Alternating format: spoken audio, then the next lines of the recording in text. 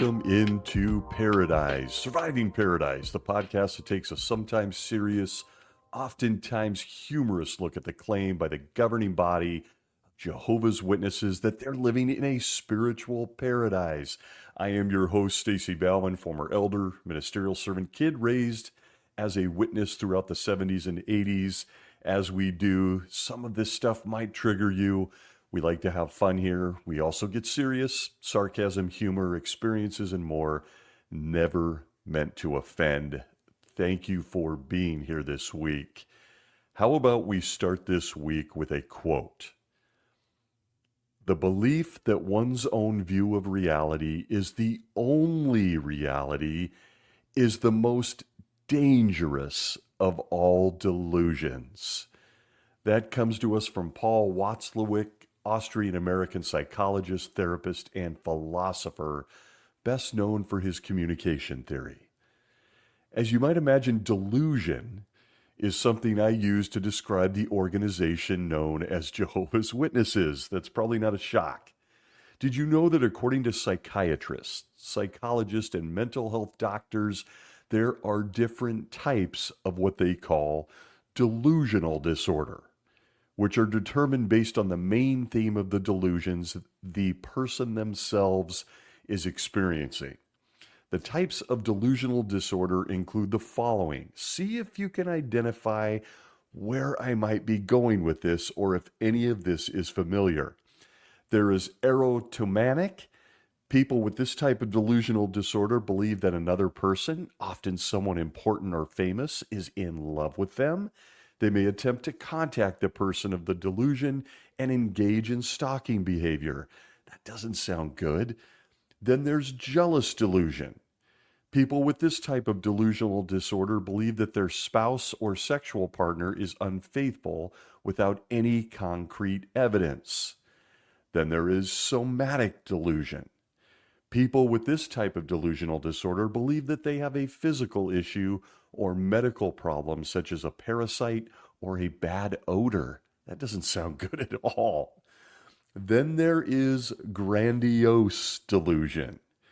People with this type of delusional disorder have an overinflated sense of self-worth, power, knowledge, or identity. They may believe they have a great talent or have made an important discovery. Grandiose delusion. Where might I be going with this? Then there is, to round it all out, persecutory delusion. People with this type of delusional disorder believe someone or something is mistreating, spying, or attempting to harm them or someone close to them. I'm guessing that you might recognize the last two. Delusional disorders are a real thing. And I must say that upon my walk to the exit door at my last meeting, I slowly started to realize how bad it was, or should I say is, within Jehovah's Witnesses. The entire culture is built around delusion. I'm not going to unpack every doctrinal teaching. We don't have time, see past episodes.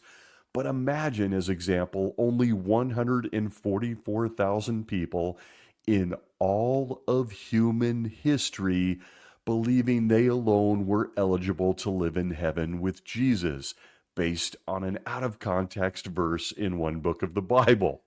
Delusional? You be the judge. Weren't there that many faithful Christians alive in the ancient world just when Jesus came here? No, you say? Okay. You're still adding people to the elite group of clone army, all-white male kings as pictured in the Watchtower. If that doesn't seem a little delusional, there's not much I can do or say. We are also now living in the last days that apparently never end, making the whole title Last Days seem a little delusional, unless you consider the day of your birth the beginning of your last day. But what do I know? It's all reasoning from the men in New York. And on second thought, melding those two teachings together as examples, maybe Jehovah's Witnesses were just waiting for guys like Jacob Rumpf and Jody Jettley, the two new governing body kings, to be born because they weren't even around. Now they're here and all grown up and possess the necessary tools to be a king. You know, that basically means a penis. Now we're on the clock toward Armageddon, right? If you say all of that out loud a few times, well, you might see where this episode's going. The delusion bleeds through. I'll spare many other examples or random thoughts coming to my head at this very moment, and we'll move along. Let's just say delusion is a very real thing inside Jehovah's Witnesses. And no, for one listening, this might be uncomfortable, I understand, but they don't even realize it as a group. And to be really fair, neither did we, those of us that were there and have left, at least not consciously. Looking back, I do believe many of us realized it was delusional on a subconscious level. And I think there's some trapped in that are experiencing the same dynamic, but not every Jehovah's Witness does. They believe it all to be real. When your entire existence is built around delusional stories and supported by a book with talking animals, good guys cutting off people's toes, guys walking on water, and a whole bunch of other stuff, you've got the perfect environment for cognitive dissonance. And when you're drowning in it all, your logical brain finds itself working very, very hard. It's working overtime to make sense, even explain much of what you're telling yourself you believe in. It's exhausting. But how about one example from the only book Jehovah's Witnesses ever need for a lifetime of success? This is just one very small example that jumped into my mind on how delusional the governing body is when it comes to them, the Bible, and their organization being the only answer to everyone's problems. Consider what it says at Jeremiah 10:6-8 of the New World Translation. For context, I want to encourage everyone, as I do, to please go read the entire chapter for yourself in your own Bible. You'll find there that Jeremiah is condemning the Jews for idolatry and listening to anyone, or how do I say this, anything but Jehovah. He says there, quote, "No one is like you, O Jehovah. You are great, and your name is great and mighty. Who should not fear you, O King of the nations? For it is fitting, because among all the wise ones of the nations and among all their kingdoms, there is no one at all like you. They are all unreasoning and stupid. Instruction from a tree is an utter delusion." End quote. I think we would all agree that accepting instruction from a plant, at the end of the day, it's not in our best interests. And in fact, if a tree speaks to you, I want to encourage you to please go talk to someone professionally. And I do mean immediately. But that doesn't stop Jehovah's Witnesses. They're not unreasoning and stupid, to quote Jeremiah word for word in that verse. No way. But, fellas, just a few pages back in the same book, we get this. Quoted from the Learn from the Great Teacher in page 28, the governing body says, quote, "One day, Moses was busy caring for his sheep near a mountain when he saw an amazing thing. A thorn bush was on fire, but it was not burning up. Moses went closer to get a better look. Do you know what happened? Moses heard a voice calling from the middle of that burning thorn bush. Thorn bush. The voice called out, 'Moses, Moses.' Who was saying that? It was God speaking. God had a lot of work for Moses to do. God said, 'Come and let me send you to Pharaoh, the king of Egypt, and you bring my people, the sons of Israel, out of Egypt.' God promised to help Moses do this. End quote. Well, and there we are. And there's just one example. You see, Jeremiah, in the earlier quote from the New World Translation, must have gotten new light, just like Jehovah's Witnesses do every few months, because a few centuries later, you were considered unreasonable and stupid, as Jeremiah said, if you took instructions from bushes, plants, trees, or any other foliage. And I find myself wondering if that is why Jehovah's Witnesses will only be eating a plant-based diet in paradise. Could it be? I don't know. I'm not sure. Remember, Jehovah also cursed a bottle gourd tree by sending a worm to eat it, leaving Jonah with no shade in the hot desert, and that was sure to get him up and preaching to the Ninevites. He started out loving trees in the Garden of Eden, but somewhere along the way, they got a bad name. The Bible was definitely not written by farmers and sheep herders, though. You've been warned.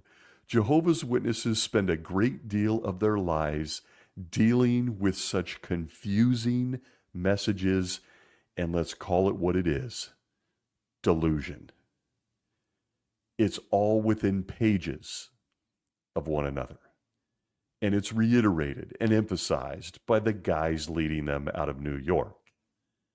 And so with all of that said, and one small example, enter what I'm calling Jehovah's Witnesses delusional urban myths. It might not be the best title, gotta be honest, but it's fun. And I thought it would be great to lighten things up a bit. When you're faced with so much delusion, you're forced to explain things that make no sense, or to be more accurate, are completely fabricated by men. You regularly, as a witness, find yourself in a position where your own mind has to reason, come up with answers to unanswerable questions, and then make a heroic effort to communicate that to other thinking people. And make no mistake, each of us, and those who maybe experience this, also have to stave off their own mind, which seems to be rebelling at times against the insanity. Like, that doesn't make sense, but I guess that's the best answer. We've all been there. And so, as I mentioned, I want to lighten it up a bit and consider a few of my favorites through my time as a Jehovah's Witness. These are dangerously close, I might add, to Jehovah's Witness Greatest Hits Volume 3. We'll get there, but we'll save that for another day. Nonetheless, while these are funny, remember something critical here. Jehovah's Witnesses believe this stuff. They are taught this stuff. They preach this stuff to strangers. This helps a Jehovah's Witness sleep at night. And no, I'm not kidding. So let's not belabor it anymore. Let's jump in. One of my all-time favorites, and the one we're going to focus on now, is All Things Paradise Earth. This stuff had my brain turning as a kid. You see, when a thinking person can easily see that cherry-picking Jewish restoration prophecies, or a few comments in the book of Revelation on New Jerusalem, or the real kicker, that Jesus never mentioned even one time that billions would live forever on a paradise earth, you have left the what living forever in paradise looks like to millions of fertile imaginations. And would you know it, those imaginations have been busy the past few decades. Let the urban myths begin. The childlike questions we all had looking at the watchtowers and the illustrations. Who can remember the Peach Paradise book, the Red Live Forever book, the Knowledge book? The list goes on, and more, were nothing more than pouring gasoline on an imaginary fire inside our heads on All Things Paradise.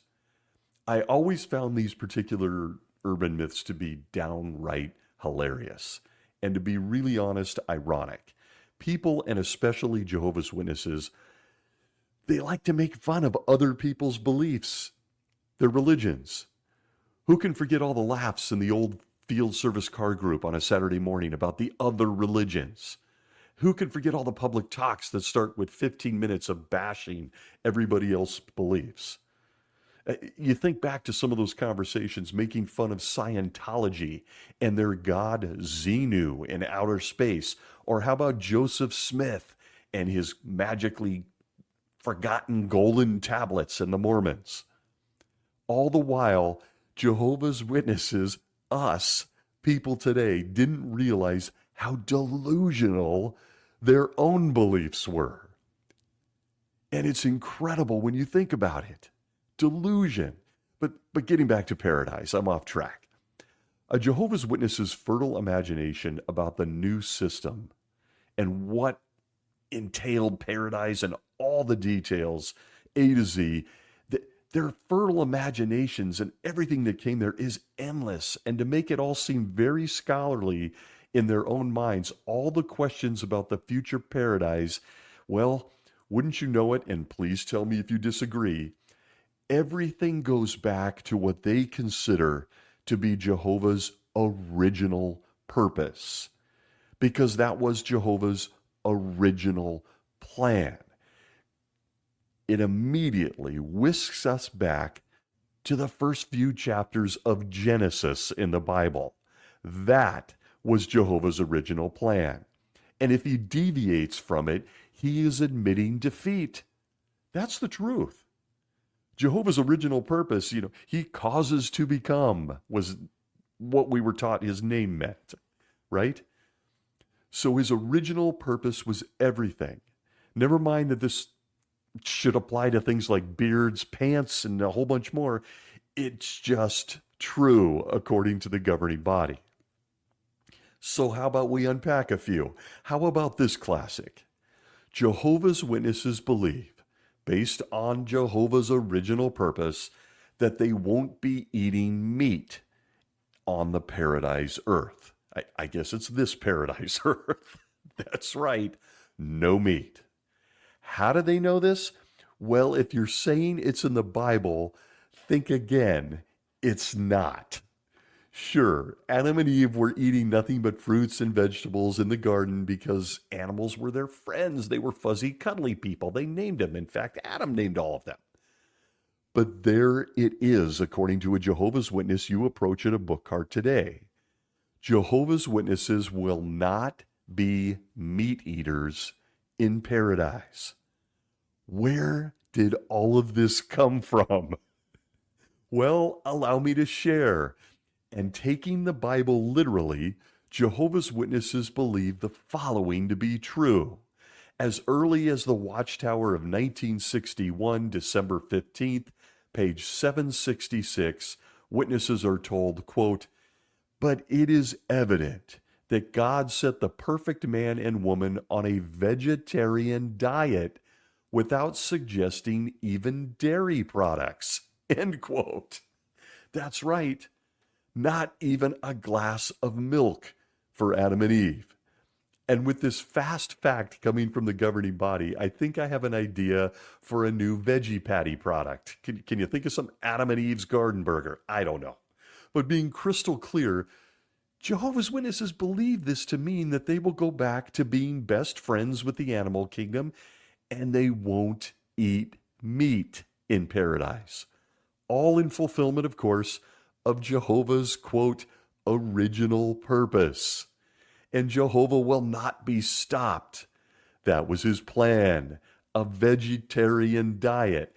And back to it we will go, as will the entire world. From the How Did It Get Here by Evolution or by Creation book, page 234, paragraph 5, we're told, quote, "Though the rebellion in Eden temporarily interrupted the fulfillment of God's purpose," there it is, "it has not changed that purpose." Oh, and we can be certain that the original purpose of God will be accomplished.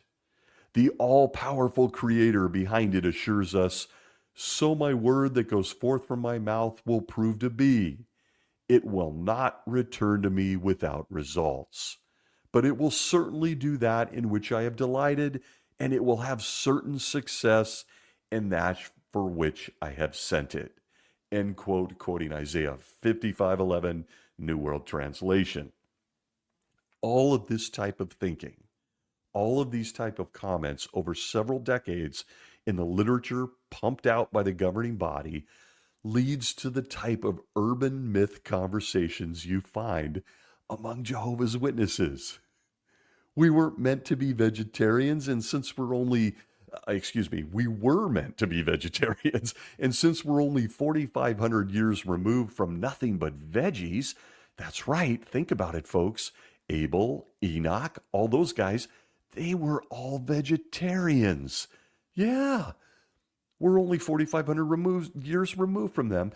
We are going to return to that plan, according to the governing body. Veggie burgers, plant-based diet. Well, here is where the problems begin for a thinking person present for one of these awesome conversations in a service group or just a debate at a get-together, feeding the rampant speculation that runs through witnesses. It only raises more questions. And that's what tends to happen with stories that have been completely fabricated by men, including the story that most of mankind will live forever on a paradise earth at all. Not in the Bible. And it's not like the governing body doesn't know this. It's not new. As always, their attempts to answer unanswerable questions like, what are we going to eat in paradise? leads to myth building. A couple of examples related to this topic. Are you ready? Here's a question. If people can't eat meat in paradise, what about the animals themselves? Will lions, tigers, and bears suddenly be herbivores? And wouldn't you know it, if you're going to talk meat, animals, and life after a mass destruction earthwide, guess who they point to provide the answer to that question? Should I say urban myth? You can't make this stuff up, but damn is it entertaining. From the Watchtower again of 1961, December 15th, pages 766 through 768, question from the readers. Witnesses were told, quote, when in Genesis 1:30, God says, to every wild beast of the earth and to every flying creature of the heavens and to everything moving upon the earth in which there is life as a soul, I have given all green vegetation for food. Are we to understand that this absolutely excludes the idea that any animals ate meat at that time or before that? And on this basis, are we to conclude that all animals will be vegetarian in the new world? How then could we account for the meat-eating birds, insects, reptiles, and other animals with their poisonous fangs, hunting prowess, and so forth, apparently given them at creation and admirably equipping them as meat eaters? End quote for a moment. That's a logical question. Somebody was thinking when they wrote this one in. Wait a minute, animals were created this way because we don't believe in evolution. They got fangs and claws. They're carnivores. What about them? Are they going to eat veggie patties too? Inquiring minds want to know. Here is the answer. From the same reference in 61 Watchtower, quote, first, after the flood, God specified in so many words that, there he is, Noah and his family and their descendants could eat bloodless meat or flesh. This indicates that God-fearing men like Abel, Enoch, and Noah and his family had not lived on animal and bird flesh prior to the flood. What the ungodly men lived on till the flood, we do not know. End quote for a moment. Really? They didn't live on meat. What else could they have lived on? Back to the quote. Abel, Enoch, and Noah and his family did not reason in a roundabout manner and violate the Edenic dietary law that God stated to Adam and Eve in Eden in Genesis 1:29 through 30, end quote. Wow. The governing body, in a moment of great clarity, wants you to know that everyone was a vegetarian up until Noah jumped off the ark. No meat.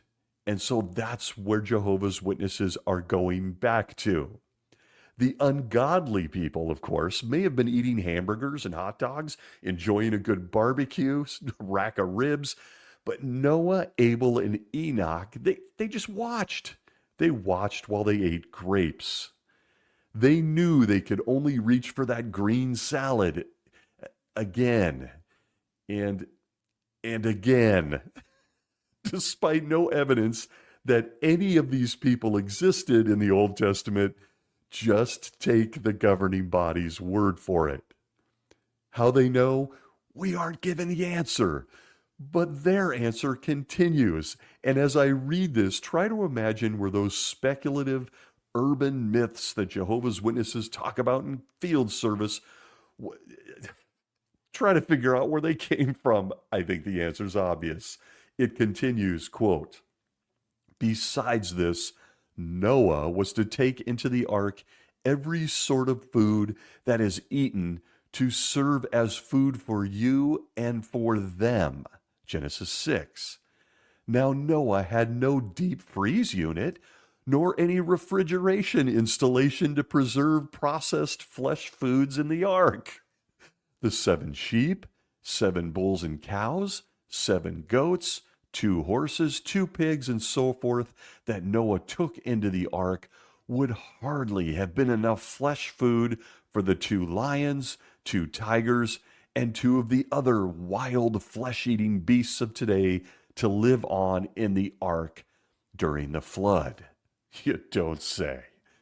Back to the quote, Noah was not instructed to carry on a slaughterhouse in the ark to feed the wild beasts with flesh foods, nor was he told to enmesh tremendous quantities of flying or creeping insects to provide fresh food for the creatures today devouring insects. Oh my. It continues, Noah came out of the ark the following year with not less wild beasts, domestic animals, flying and creeping creatures and birds than he took into the ark. It is possible that he had more when he came out due to the breeding of these lower creatures. End quote for a minute. You know, it's a favorite of the show. Wait a minute. Did the governing body just suggest that there was ongoing breeding on the ark during the year the entire animal kingdom was floating at sea? Was there enough space for them to be breeding? Lots of babies running around? Did Jehovah account for the extra space and food needed for all the babies being born while Noah was jolly at sea? We aren't told. But according to this watchtower, trust me, bro, that must have been what happened. He probably had more animals after they landed on land and got out of the ark. Who would have thunk it? I'm guessing they, planned ahead for the needed space. Back to the quote. Well then, on what did every living thing in the ark live during those 12 lunar months and 10 days, or 1 full solar year, shut up inside the ark? Certainly not on flesh, nor on one another. End quote. And with that, people wonder why Jehovah's Witnesses come up with the delusional answers to unanswerable questions. There it is, from the faithful and discreet slave. The entire animal kingdom, when they got on the ark, did you know that they too were eating a plant-based diet? Even the carnivores, we don't know how they turned into carnivores, but they were vegetarians when they got on the ark. Did you know? Jesus would never lie to us through the faithful and discreet slave, And they just told us, well, there's no way they were eating meat. And to ease the Jehovah's Witness mind on all things meat eating, animals, and a lifetime of the same diet in paradise, the article in the Watchtower of 61 concludes with this, quote, all those creatures, human and subhuman, were able to live without flesh for a whole year inside the ark. Why cannot every one of those living creatures live without flesh during 1,656 years prior to the flood? Or back to the time when God specified to Adam and Eve in Eden what he had given to earthly creatures as food? And if they could subsist that way during the first 1,656 years of man's existence, why can they not return to that way of life and keep living that way during the 1,000-year reign of Jesus Christ and then for eternity? During his millennial reign, Jesus Christ as King will have control over animal, bird, insect, and fish life, as well as over human life. He will regulate it according to God's will and for the good of all creature life on earth. So we should not think only of the post-flood side of the question and leave out of consideration the pre-flood side of the question as if it had no bearing. Let us take the Bible position on the subject and not over-occupy ourselves with merely incidental matters to the extent of wasting time, thought, and peace of heart, and possibly stumbling ourselves into the camp of the godless evolutionists. End quote. There is where the delusional myths of Jehovah's Witnesses live. Look to the Bible. Animals were vegetarians, just like Adam and Eve. Then Noah got them all on a boat. They made babies. There was plenty of room on the boat. In fact, not mentioned here is where the hell Noah was storing enough plant-based dietary food for the animal kingdom on the same ark. Where was that? On the roof? Nobody knows. Somewhere between animals making more animals because they're making babies, piles and piles of crap from animals pooping, and then lots of plant-based food. Noah lived a year or better in one of the most remarkable events in human history. It's very real. Trust me, bro. You see, toss those baseless conversations out that minivan window out in field service. My guy Noah, as usual, provides all the clues for Jehovah's Witnesses and what they can look forward to living forever in a paradise earth. Their words, not mine. And if you didn't catch it, don't waste brain space on such things. Don't end up like a godless evolutionist, otherwise known as a person with common sense.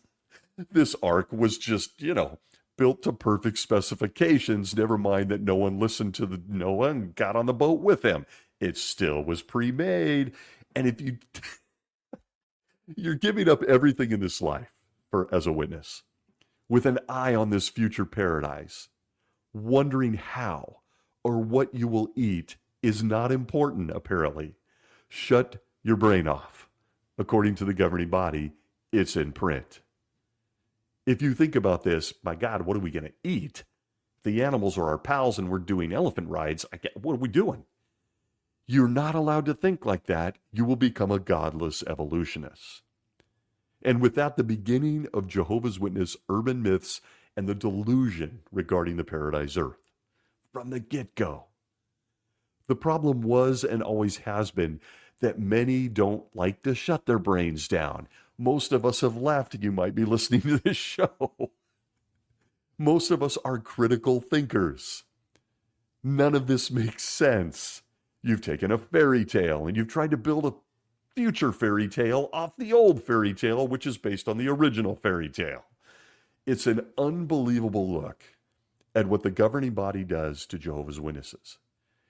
And who can forget these conversations? I'm going to keep saying it. People debating, you're watching grown men and women debate how this is all going to work in paradise. It's just incredible. So how about tackling a few more? How about a few more of my personal favorites? Here's a few. Will animals die in paradise? Did you ever have a child ask you this? A young person?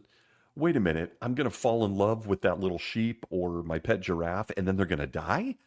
What? Is it? Are animals going to die? If there are no predators and animals live forever too, how in the world are you going to control the animal population in paradise? Noah apparently couldn't control it on his ark. Well, there you go, thinking again. Don't do that. Not according to the governing body. But how about the answers that fuel that myth? By the way, none of this is delusional, right? From the Watchtower of 1950, October 15th, page 399, questions from the readers, my kind of people. We get this. Here's the question. Revelation 21:4 says that in the new world there will be no more death. Does that mean that even animals will not die then? This question was sent in by initials M.I. from New York. Thank you, M.I. The answer from the faithful and discreet slave is this, quote, this text does not mean that all death will be eliminated. True. Revelation 20:14 shows death destroyed, and thereafter Revelation 21:4 says there will be no more death. End quote for a minute. Wait a minute. You just said, I'm reading it again. This text does not mean that all death will be eliminated. Next sentence, Revelation 20:14 shows death destroyed, and Revelation 21:4 says there will be no more death. I don't think those sentences gel, guys. It's okay. Back to the quote, but the death referred to is death due to inheritance from Adam, end quote. Basis for this comment? What? Oh, it's just death for people? We don't know. They say it, so it just must be true. Enter the delusion. Back to the quote, as to whether animals will die in the new world, we cannot be dogmatic. It appears that men will not kill them for food, nor will animals prey upon one another. In the new world, Jehovah's original purpose relative to food supplies will be realized as stated to Adam and Eve, but merely that animals will not be used for food does not prove that they will live forever. There is reason to believe they will die. End quote. There is? There's no reason given. Let's move on. Back to the quote. Man's disobedience in Eden did not bring death to animals. They had been living and dying in many forms, becoming extinct for thousands of years before man's creation. There seems to be no scriptural basis for arguing that animals will live forever in the new world, but rather that they will continue being born, maturing, bringing forth offspring, and dying. Argument to the contrary seems to be based largely on sentimental grounds. End quote. We don't know. How else can I say this? They're claiming animals lived and died in the Garden of Eden. Where did they get that information? I'm not sure. Maybe an angel who was present in the Garden of Eden and watched? None of us know. But did you catch the low-key reference to dinosaurs in that one? Animals were living and dying. Many of forms were extinct for thousands of years before Adam was created. Oh, like Tyrannosaurus Rex? Velociraptors? We don't know. But the faithful slave speaks for Jesus. And here it is. To think that animals will go on living forever in paradise, and let me tell you, who can remember the car groups where you could see the little kids' eyes welling up as they listen to adults debate this? I'm sorry to laugh. I know people hate it. I can't help it. It is just unbelievable. It would, as they say, be based largely on sentimental grounds. If you want young Fido to live forever, your pet raccoon, well, you're just a little too mushy. He's going to be dead soon, even though the Bible says death will be gone forever. Pay no attention to the man behind the curtain. Welcome to the delusions of Jehovah's Witnesses. You've circled the block for the 10th time on that rainy, miserable day out in field service. So you've allowed your mind to wander into the future paradise that no one in the neighborhood seems to want to hear about. How's it going to work? What are we going to eat? Will animals eat other animals? Will animals live forever? If carnivorous animals no longer hunt, but now use those fangs and claws to peel bananas for their dinner, how are we going to control the animal population when they start making babies that live forever? Nobody knows. But according to the faithful and discreet slave, they've got a few ideas. Where they got them from, just trust me, bro. That's the answer. How about another one of my favorite urban myths about paradise? Here it is. Will humans be fighting with the animals for food since we all eat the same fruits and vegetables now? Are you reaching for that banana when the lion next to you eats it first? I'm not sure I want to tangle with a silverback gorilla that wants my strawberries. Do you know what I'm saying? I don't think I want to mess with it, but I'm sure there'll be enough strawberries to go around, right? I'm sure it will be easy to defer to the African elephant, who today eats on average 300 to 375 pounds of food a day, and they actually feed 16 to 18 hours a day. Nearly 80% of their life is spent eating. It only makes me wonder, will they leave any plants for us? How many elephants will there be? Will they all be eating 375 pounds of food? What if they make babies? It's too much fun.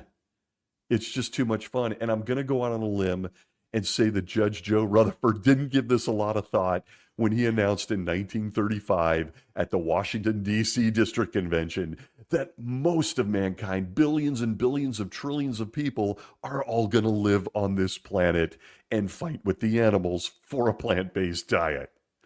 And I can't resist. I wonder how my guy Noah stocked up on 375 pounds a day of vegetation per elephant on his ark. Really? How did he grow that vegetation during the year he was floating on the ark? Did he have floating gardens on the roof with no land or plants in sight? He had to have 375 a day for his 2 elephants. But trust me, the flood legend and Noah are very real. They're just very real, folks. See a past episode, it's a favorite. Too many questions. But the governing body assures witnesses that Noah made it work, and he really was a real guy, and that flood thing really did happen, and we have animals today thanks to him. We're here thanks to him. But you might be wondering, wow, when do I get to eat my last filet mignon or my last cheeseburger?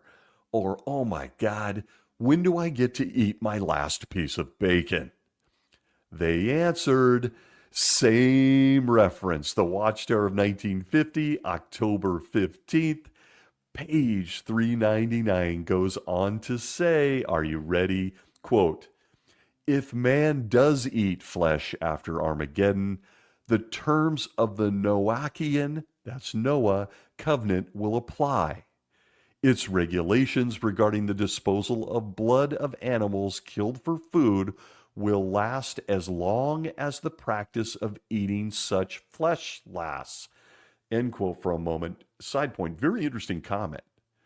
Still can't ingest blood, even though, according to this time period in paradise, Jesus' ransom sacrifice has reached its full benefit because we're all standing in paradise. Still can't touch blood. Back to the comment. Quote, in considering a related question in this section in its issue of October 15th, 1950, the Watchtower, not the Bible, said concerning animals in the New World, It appears, there's one of those fun words, that men will not kill them for food. The statement is not dogmatic, but goes on to show that it is reasonable to expect Jehovah's original purpose relative to food supply, as given in Eden before man's fall, will ultimately be realized in the new world.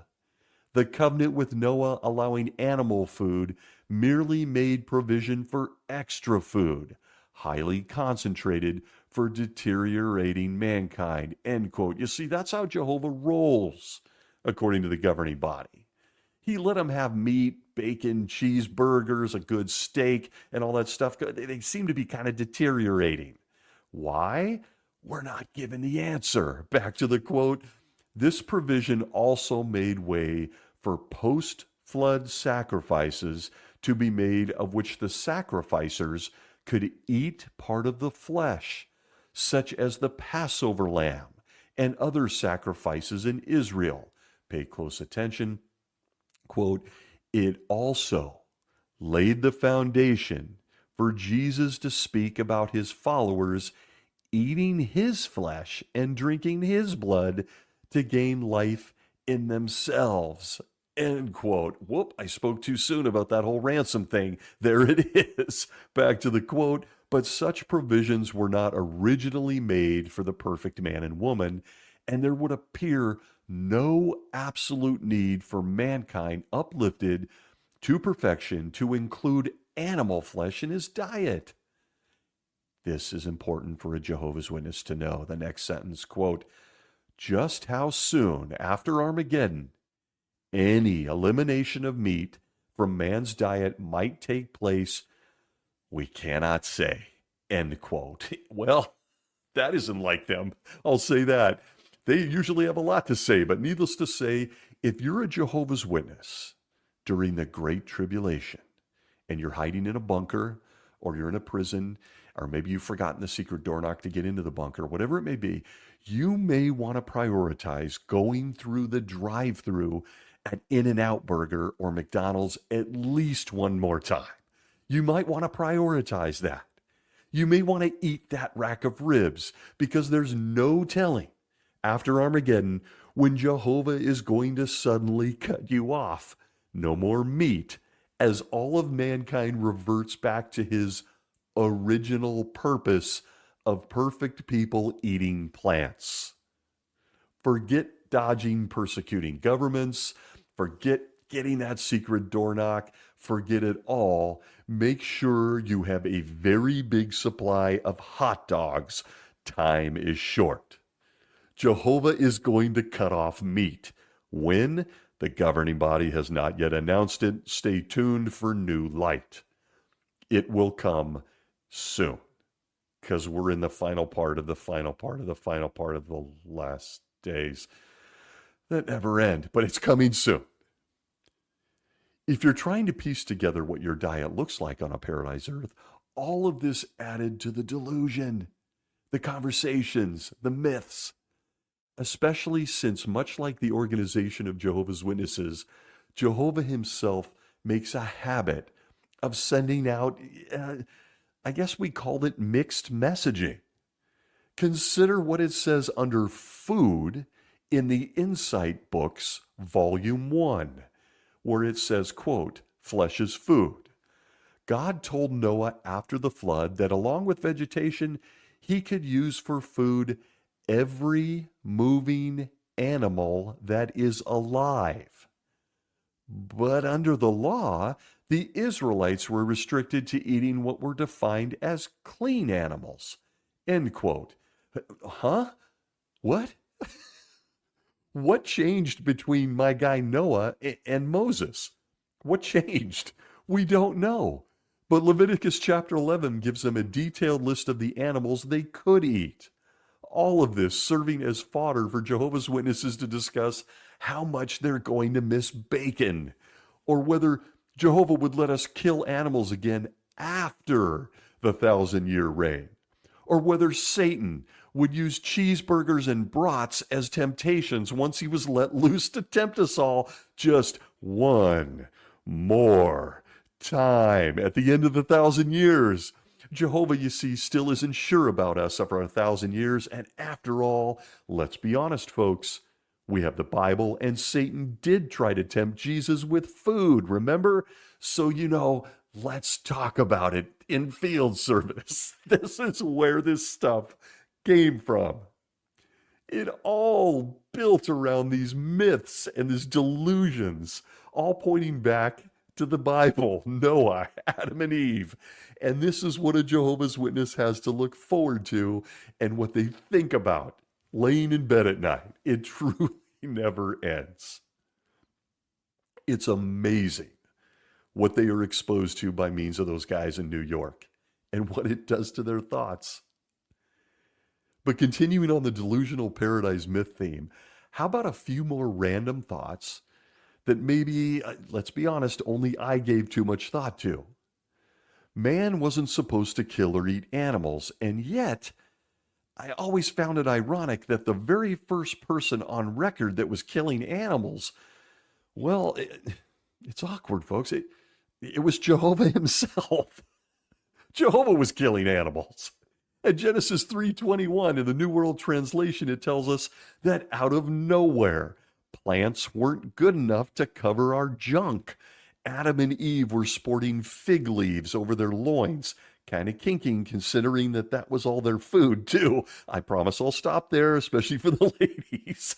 They're wearing their food? Okay. But do you know what I'm saying? It was Jehovah himself that gave them animal skins for clothes.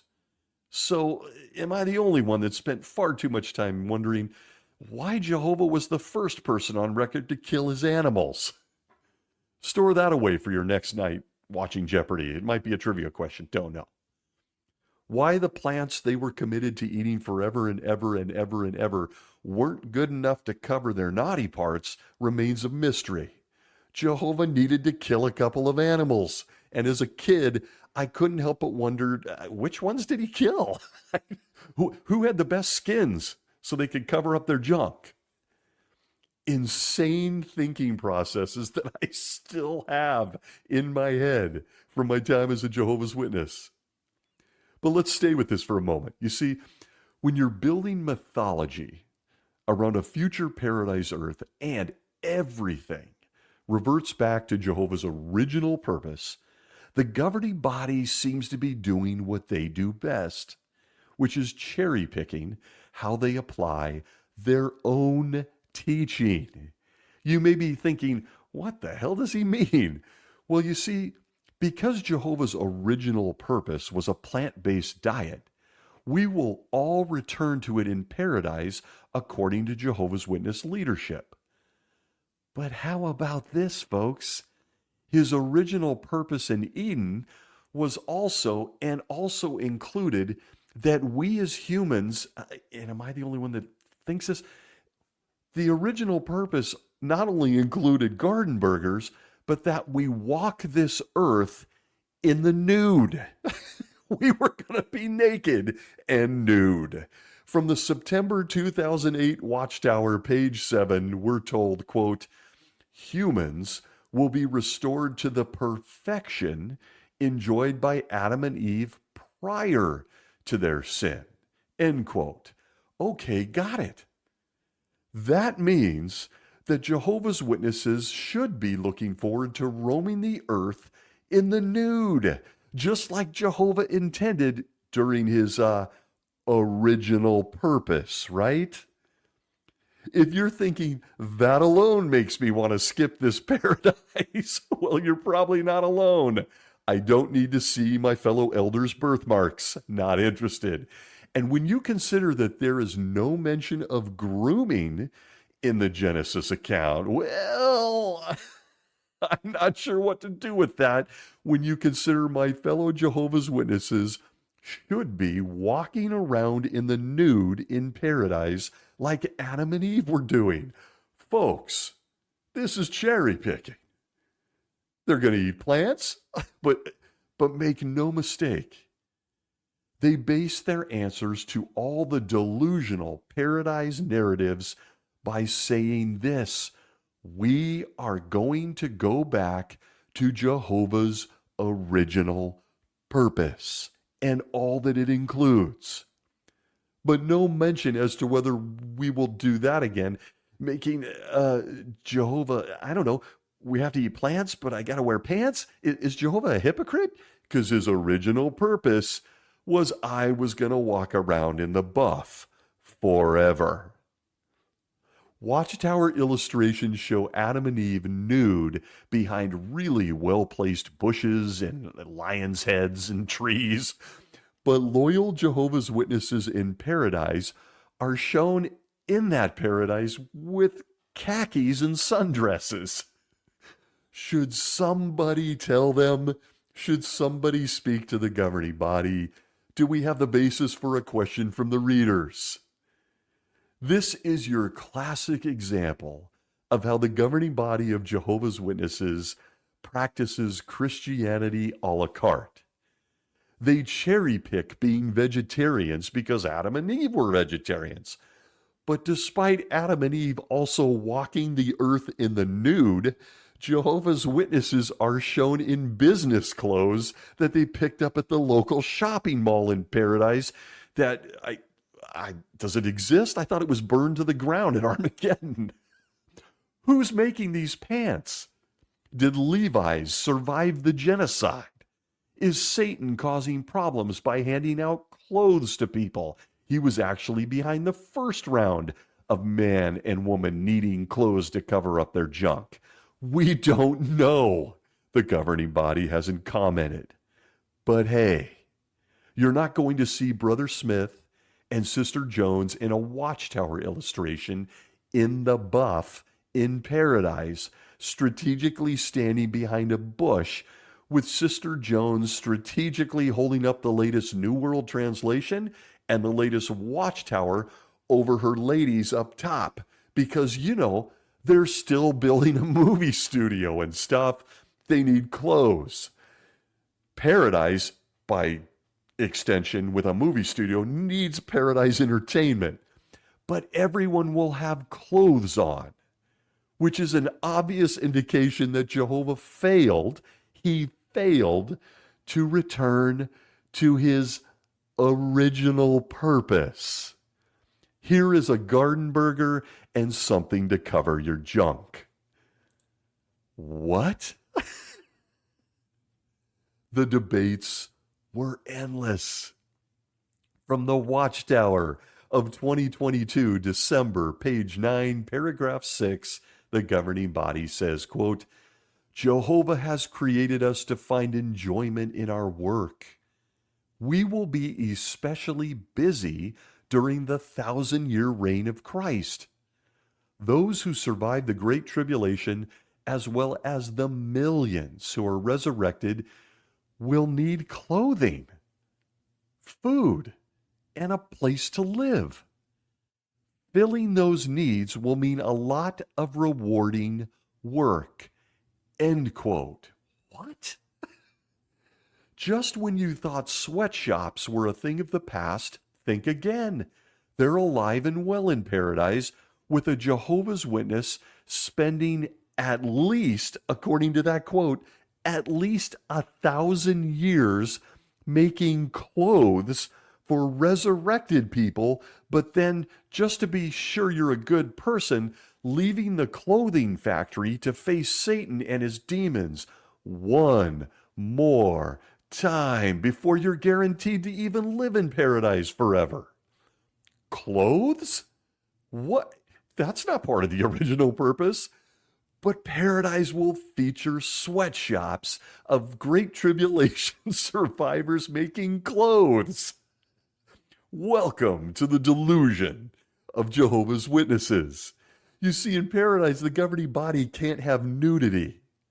They can't. They're hypersensitive to King David, he's supposed to be there, who will face eternity single and alone. And we know what happens to fellas when they take a look at all the very attractive and beautiful naked women who are eating bananas. We know what will become obvious if King David's walking around and things aren't covered. I'm going to be sensitive here. They have always been against nudes. The governing body can't have us naked even though it was Jehovah's original purpose. In the 1962 Watchtower of May 15th, page 320, you will find a thinking Jehovah's Witness asking a very important question. Here it is. It comes to us from MD of the United States. These letters always come from the United States, but they do. Here was the question. Is there any objection to a dedicated Christian minister's belonging to a nudist group or living in a nudist camp or resort? I'm going to gather myself. Real question in the Watchtower. The answer from the faithful slave, quote, whether man would have continued naked had he not sinned, the word of God does not explicitly state. End quote for a moment, but you do. You're above the Bible. We're going to have close. Back to the quote. However, we do note that after the first human pair sinned, Jehovah God made clothes for them, slaughtering animals to provide the skins.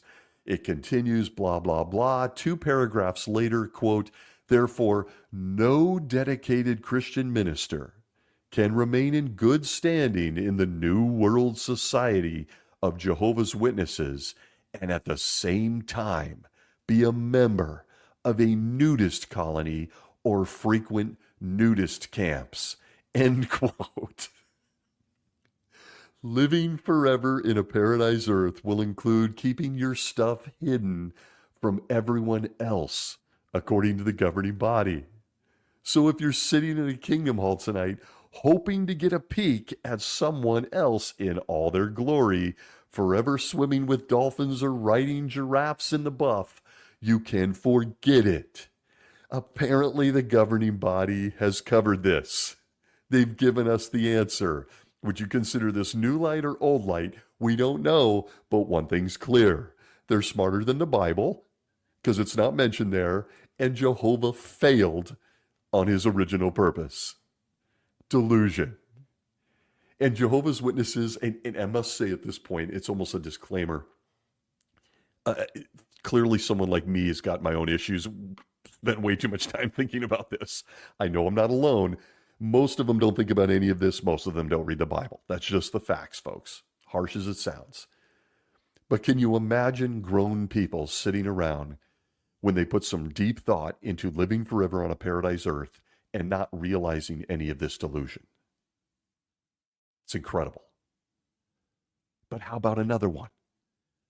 How the heck is all of man, raised throughout all of history, from all corners of the earth, going to communicate or talk to each other? How are we going to talk to Abraham when he appears out of nowhere in paradise? How are we going to talk to brothers and sisters that used to live in Southeast Asia or France or Mexico? They lived in the 3rd century. They lived before that. When only English is our only language today, the only one most people use. How are we going to communicate with all of these people? Well, the governing body has the answer. Did you know? When it says, quote, when we examine God's original purpose concerning man's language, it becomes clear that he will have but one language spoken during Christ's 1,000-year rule.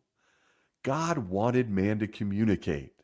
He himself spoke to Adam and arranged for Adam to talk to him. What was the one original language? End quote for a moment. Just want to reiterate, the governing body, nor an angel we do not know of, no one was present in the Garden of Eden to answer that question. But the question here in the Watchtower is, what was the one original language? They answer, quote, it was undoubtedly what later came to be called Hebrew. Undoubtedly, later Moses, a descendant of Abraham, wrote his account, Genesis through Deuteronomy, in a language called Hebrew. There may well have been little change in Moses' language from the original language spoken by Adam. Really? But God can easily restore the purity of language so that those living in the new order will speak it naturally and fluently. End quote. Welcome to another one of my favorite Jehovah's Witness mythologies and delusion about the New Order. Somehow, some way. How many people remember having this conversation with other Jehovah's Witnesses? Jehovah's Witnesses will live on a paradise earth forever, and we're apparently going to be speaking Hebrew. Why? Because they just told us Adam did, and so did Noah, and apparently so did Moses. Look at his first 5 books. And therefore, so must we. We're going to speak Hebrew. We're back to that whole reasoning point. This is God's original purpose. It's the original purpose thing again, where Jehovah reverts to his original plan in the future paradise as well.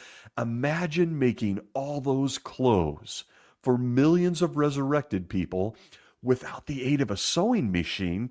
It's going to be by hand, right? Making those pants by hand while you're speaking to the brother or sister next to you in the sweatshop in Hebrew and telling them how much you've enjoyed the sweet potatoes you've been eating every night for the past 300 years. Welcome to the paradise earth of Jehovah's Witnesses. And let me tell you, once I thought about all of this, it didn't take long.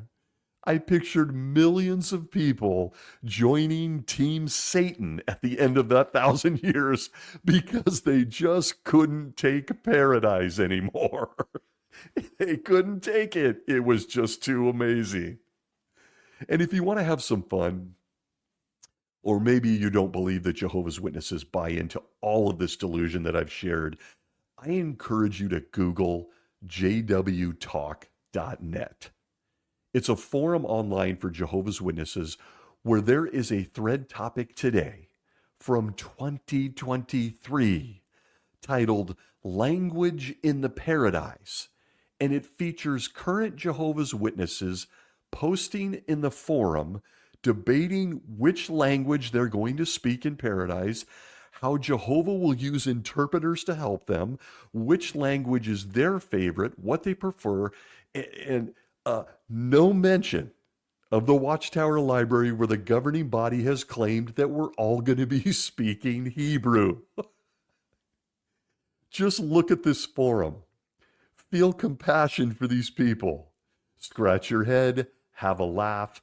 I felt like I was back in the field service group just reading the comments. It really is painful. It's funny. And I gotta be honest, it's really sad. These are likely good people, but there they are in a forum bouncing off the ideas we've just discussed the last hour. What's paradise going to be like? Animals and food and veggie burgers and Hebrew. And I'm going to wear pants. No one knows why. Let's wrap it up. Finally, possibly my all-time favorite Jehovah's Witness delusion regarding their paradise earth. When I was younger and even as an adult, I couldn't help but wonder, what are we going to be doing in paradise? Incidentally, this is where some thinking people back there in New York were able to slip in their own ideas. In the Worldwide Under the Prince of Peace book, you remember, and I've talked about it on this show, somebody was able to slip in that we're eventually going to have rocket ships and travel to other planets. It's a strong possibility. It's in print. And while there's a great deal of delusion and mythology out there about paradise, my favorite was this one from the Watchtower of 2022.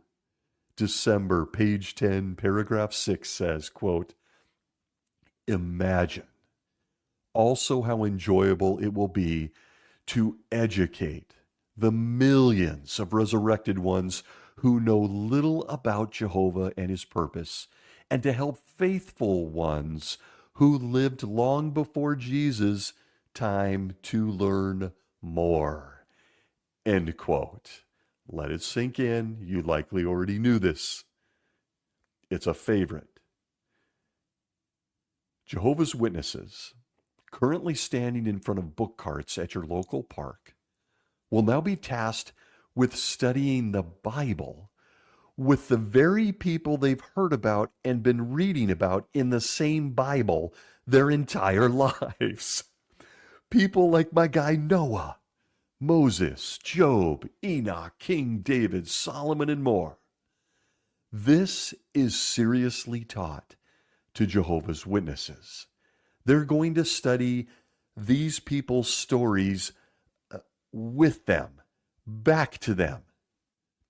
Imagine the joy today Jehovah's Witnesses must feel when they learn they've been assigned to study the Bible with somebody like Daniel and show and explain to him everything he wrote was a prophecy about Jehovah's Witnesses and a publishing real estate army and company in a place known as New York. Daniel will undoubtedly feel immense joy to have someone who manned a book cart in the last days explain to him what his book was about, and read with him and have him read out loud his own story that he lived. That whole rock knocking down an image thing. Let's let Timmy Smith here from Ohio explain to Daniel what his dreams meant when he wrote them down. You may have received this information from a materialized angel, like you told us in Daniel chapter 10, Daniel, but you now in paradise need Timmy Smith from Ohio, he's a pioneer after all, to explain to you what it all means and what happened after you've been resurrected. Brother Smith will also tease you about being afraid of lions. That one time the angel had to save you from being lion food because, well, look over there, Daniel. Lions are our best friends now, and they eat blueberries and seaweed. They don't eat prophets anymore. Can you imagine? Folks, this is what they teach. I can't imagine the joy of being the guy to study the Bible with John the Baptist. He knew Jesus personally. He'll be one of the only people on earth that knows what he looked like when he visited. And imagine the questions he will have when he learns that the same guy he dunked in the Jordan River went on to build a publishing company. He's even built a movie studio. John might ask, well, what's a movie? Never mind, John. And John will be studying with 21-year-old elder Bobby Jones. He was just appointed because Jesus picked his favorite guys to join him in heaven. But John, you didn't make the cut, so you get to live here on earth alone forever with the rest of us. Here's a pair of khakis. Thanks, John. When he starts asking about this Joseph Rutherford guy and why he was chosen over the very guy that baptized Jesus, and I'm his cousin, just remind him that he needs to cool down and he needs to keep his head. See what I did there? John the Baptist, head. Okay. It's one of my favorites. It's one of my favorite delusions about the Paradise Earth. To summarize, you have the opportunity to live forever studying the Bible with the very people that already lived it, and they also wrote it. But they now in paradise need you to explain their own life and writings back to them. It makes sense, right? It makes perfect sense. No delusion here at all. Just grab yourself a matcha tea and let's underline this other book together that explains the Bible, the book you had a part in writing. Welcome to Jehovah's Witness Paradise Mythology. And it's all in print. But one more. I got to squeeze in one more. From the Awake of 1989, December 22, page 19, we're told, quote, imagine the joy of getting accurate answers to our questions by talking to resurrected humans who actually did the things we have read about in the history books. Imagine being able to fill in missing details, such as the name of the Pharaoh who died at the Red Sea and who experienced the plagues of Egypt. End quote. Imagine. This may be the single greatest reason for a Jehovah's Witness to stay PMO in 2025. I, for one, would love to visit with my guy Noah to learn how it was that he trapped lions, tigers, and bears, all while maintaining the national average out preaching. Or come on, who doesn't have a few questions for Lot? Am I alone? Dude, your own daughters? Can we talk here? By the way, your wife was turned into a salt lick for just turning around, but like a couple days later, you and your own daughters? And you're a man of faith? Can you help clarify a few things here? And won't Lot be ecstatic in paradise to learn that every single person in paradise walking around knows exactly what he did with his daughters because it's recorded forever in the Bible and you're going to review it with him? I, for one, want to be there for the awkward reunion between David and the resurrected Goliath. How is that going to go? Or better yet, to nudge David and whisper, hey, bud, listen, I got to look at Bathsheba at yesterday's resurrection. I get it, man. I get it. You old dog, you. I see what you did. By the way, recorded, we all know what you did. And with that, folks, that's it. Someone take the microphone away from me right now. This is the delusion Jehovah's Witnesses live in. I could keep going, but let's not. If you thought the history of Jehovah's Witnesses, or believing Jesus likes his earthly real estate, or God likes making magazines but not protecting children, or that Jesus is telling the governing body to make a movie about his life while he watches the movie himself, well, good for you. Good for you. But none of those things compare to the delusional mythology of living forever on a paradise earth. I don't think Judge Joe thought this one through very well. Is it fun to consider? Absolutely. But what isn't fun is that an estimated 8 million people walk among us who believe every stupid thing I just shared is reality. They believe this. They believe it. Maybe people you love. I'll end with an uncomfortable truth regarding delusion. It goes like this, quote, when one person suffers from a delusion, it's called insanity. When many people suffer from a delusion, it is called religion. End quote. Richard Dawkins from the God Delusion book. And as we know, there is only one true religion. So that makes the delusion Jehovah's Witnesses.